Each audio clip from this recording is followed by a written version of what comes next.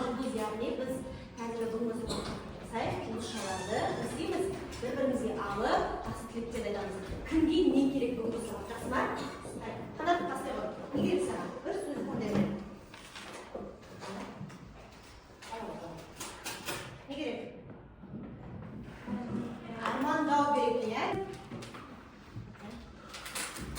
Қадесің Раушан? Бүгінгі сабақта үздік болу керек дейді. Адамдарды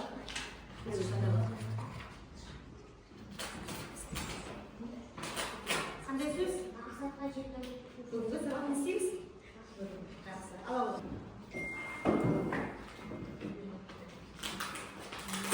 Бүгін маған тыныштық керек. Тыныштық керек. Жақсы. Адалдық, иә, тасымалдық, адалдық, иә. Сенімді дауысын шығарамын, сенімді болу үшін. Саған не керек екен? Айша? Шүкір. Ал, айта қой. Өзің тобына тілегін айта қой. Бүгінгі ұйымдастырылған ашсақы мен осы барлық оқушыларға сәтті. Жақсы. Келесі екінші Апай, айта қой. осы сабаққа қатысып, бесалар. Жақсы. Үшінші кім айтады? Бағыт деген әдіс. Жан-жақтарыңызды көріп тұрсыздар ма? Сіздерге бағыттарды. Яғни 5 оқушыны таңдайып, 5 оқушы әрбір өзінің бағытына барып сұрақтарға жауап беруі қажет, иә? Бастаймыз ал. Кім түседі екен?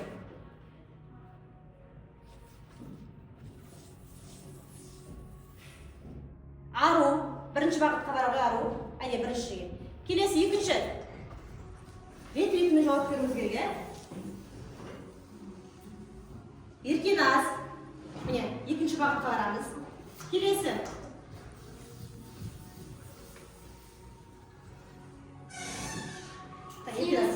Сезім, үшінші бағытқа. Інжу. Келе ғой. Мына жаққа төртінші бағытқа бара ғой. Ең соңғы бізде шартты жауап беретін Гүлнұрдей. Соңғы бесінші бағытқа бара ғой. Жақсы. Төрт қабаттан. Қандай? Атмосфера, геосфера, Гидросфера. Соңғысы? Метасфера. Жер сферасы не болады? Басқаша қалай айтуға сфера деген сөз? Қабаттар деп айтуға, иә? Жердің қабаттары. Биосферада не бар екен бізде? өсімдіктер, жануарлар, адамдар. Адамдар өмірсінде. Ең соң келесі інжу, төртінші бағыт. Гидросферада не бар екен бізде? Өзен, осы шығарайықшы. Өзен, су, киім, ақу. Жердің емес, жердің жоғарғы бөлігін, жоғарғы бөлігін біліп бізде?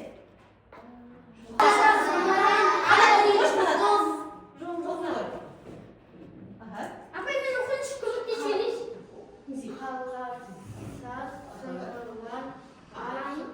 Жұлдыздар, иә? Осы туралы бізде аспанда бар екен, иә? Енді біз әрі қарай бүгінгі сабағымыздың мақсаты, сабағымыздың тақырыбы біздің ғарыш қалай игерілді. Сендерге қызық па ғарыш қалай игерілген? Тарихы, жаңалығы, дамуы, иә? Яғни бүгінгі біздің сабағымыздың мақсаты ғарыштың қалай игерілген және адамзат даму тарихында қандай жаңалықты әкелгенін және осы ғарыш туралы ақпаратты біз қайдан алатынымызды білетін боламыз, иә? Яғни сіздер алдарыңызда мынандай кітапша істеп қойдым. Бұл ақпарат көзі, иә? Сендер қазір ғаламтордан, кітаптардан алып, сендерге ақпарат көзі. Яғни осы кітапты пайдалана отырып, бүгін біз сабақты тапсырманы орындайтын боламыз. Әлемден кетеді. Ғарыш жайлы тамаша мәліметтермен бөлісуге. Адамзат тарихындағы ең алғашқы ғарышкер Юрий Гагаринге Кеңес одағының батыры атағы берілді. Атын айында 2015 жылы тәуелсіз Қазақстанның ғарыштық бағдарламасын орындаушы. Зерттеудің келесі кезеңі жылы 21 шілдеде Аполлон 11 ғарыш кемесімен айға қонуы болды. 1986 жылы 20 ақпанда бұлдай қолданылды. Аспаннан келетін сигналдарға сүйенеді. Олар табылды.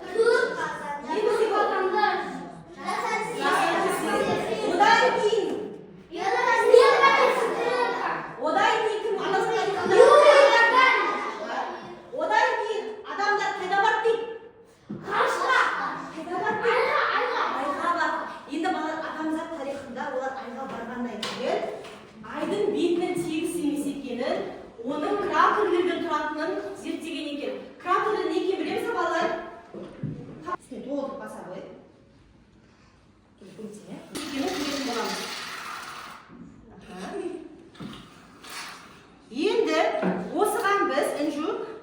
ішінен ай аппақ емес қой балалар, иә, кішкене сағып болып келеді, иә, кейбір жерлері жаңағыдай қоңырлау болып келеді, соған байланысты бізде мына жерде кішкене түсті қосамыз, кішкене ғана қосамыз, себебі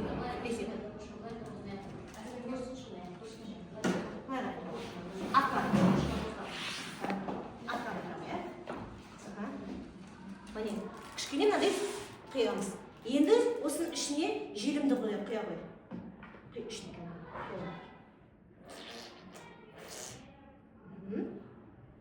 Енді мына немен, қарындашпен айналдырамын. Айналдырамын. Қазір қолын істеп жүресің. Толық қолын айналдырамын. Шайына. Көмектеспейсің, иә? Осылай, міне көрдің бе? Енді қараңдар балалар, осы айдың бетіне кратерлер қалай пайда болады? Яғни бұл айдың бетіне кратерлер әртүрлі метеориттер, аспан денелері құлайды ғой, иә? Мысалы, мынау тас деп ойлайық, иә? Бүйтіп құлаған кезде олар аспан не істейді, және айдың бетін не істейді? Үлкен метеориттер құлады ал, айдың бетін не болады сол кезде? Не болады? Тесік пайда болады. Яғни қараңдар, соның кесірінен айдың беті көрдіңіздер ме?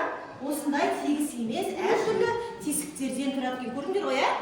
Осындайды үйде өздеріңіз апалардың көмектесуге болады. Мына қатып қойғаннан кейін, шамалдан кейін сабақ сонда тағы бір қараймыз, иә? Қатып қалғаннан кейін айдың беті дәл осындай зерттеулер бойынша тәжірибеге осындай екен. Көрдіңіздер оны, иә? Зымыранды құрашық білеміз бе?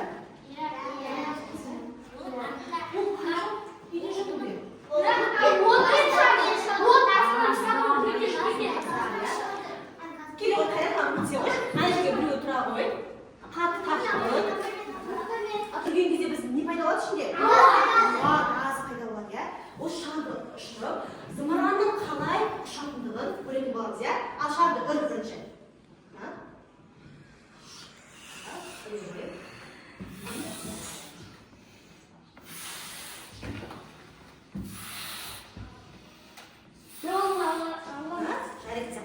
Енді ағам басын ұстап тұр, мына жерде жабыстыр. Басын ұстап тұр, жабыстыр. Мына жерде жабыстырасың. Енді қараймыз, тартып тұрдың ғой, енді қазір кішкене шықпай қалудан көп, бірақ деген зерттеу бойынша шығу керек. Енді қараңыз балалар, енді мына біз ауаны жіберуіміз керек. Жіберші. Ұшты ма біздің? Ұшты, иә? Қалай, несімен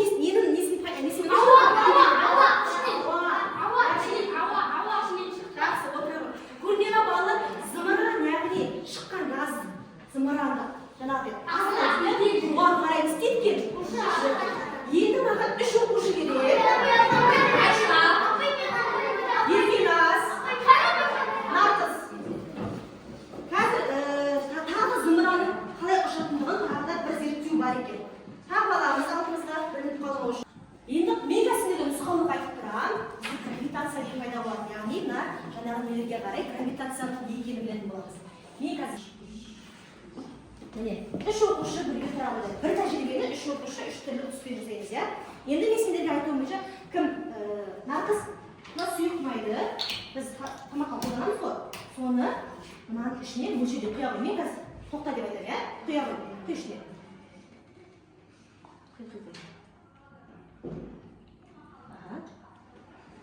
Тоқта. Келесі сен құй өзіңнің стаканына. Бұл яғни қарыш құмырасы деп аталады.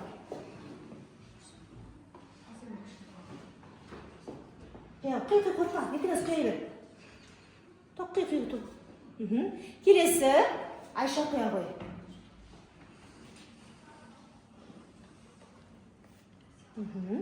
Қорқпай жа құя бер.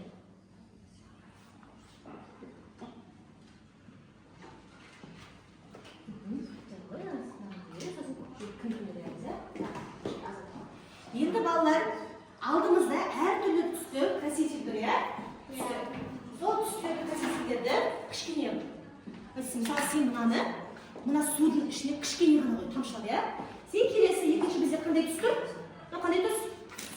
Жасыл. Осыны судың ішіне құямыз, иә? Кішкене ғана құямыз. Сен келесі Айша көк түстіні құямыз, иә? Судың ішіне құямыз. Құя қойды Айша. Кішкене ғана құямыз.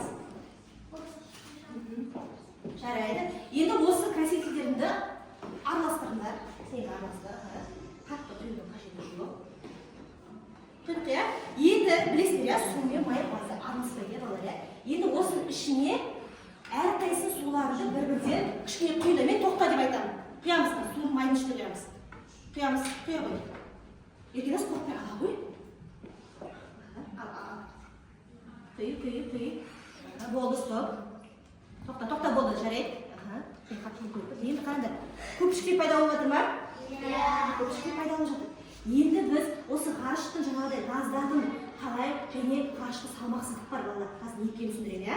Енді бізде жаңа Апай, ғарышта салмақсыздық болған үшін адамдар жүреді. Дұрыс айтасың, иә. Енді қараңдар, мына жерде біз таблетка бар. Шипучий таблеткалар, газды таблетка. Осы таблеткаларды ішіне саламыз. Ішіне салсаң көпіреді. Ішінде көпіреттер ұшады. Ішіне сал. Қараш, ана тобы көрсетіп қайтшы бар, сен сала қойма. Айтсам опай мен айтқан да ішті ғой. Сал, ішіне сал. Сал, мынаны саласың мен. Апай. Енді балалар, стақандарды алыңдар да, топтардың қасына барыңдаршы.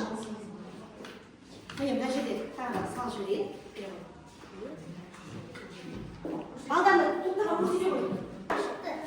Мына газдар жоғарыға көтеріліп, жаңағы суды астқа түсіріп, зымыранның ұшуын көрсетіп жатыр, иә? Жоғарыға және екіншісі салмақсыздық. Қайратжандар біз айтып отыра қойыңдар балалар. Қастар отыр. Ғарышқа жіберіп тақырда қой.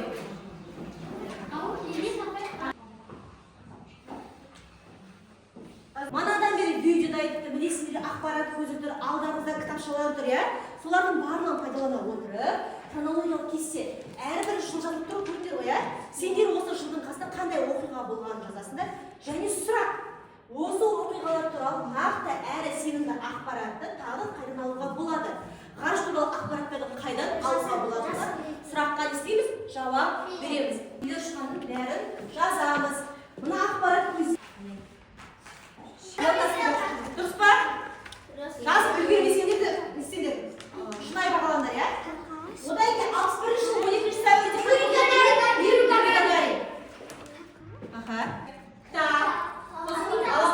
осы келесі сендер дискриптор асты жазылып тұр, не істеу керек екен, сендер міне мына екеуіңіз жасайсыздар, және сіздер екеуіңіз, сіз екеуіңіз, келесі екеуің, алдын бар тапсырманы жұқтықты ұстап отырып күлдір.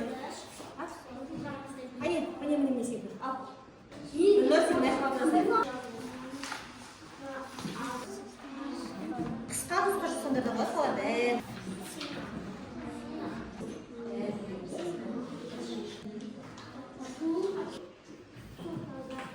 Су тазарту құрылғылары, медицина, МРТ, КТБ, солар болып. Келесі үшіншісі бізден қауіпсіздік. Ғарыштың бізге қандай қауіпсіздік кемесі бар, пайдасы бар. Су, өрт. Значит, не деген сөз ол? Күні жамады. Байқоңыр ғарыш айлағы қайда орналасқан? Жауаптар көтереміз. Шығып жатыр уже, иә. Кім жауап берген? Апай, аны көрсеттім, маған шықпай жатыр ғой. Жауап тұрсын.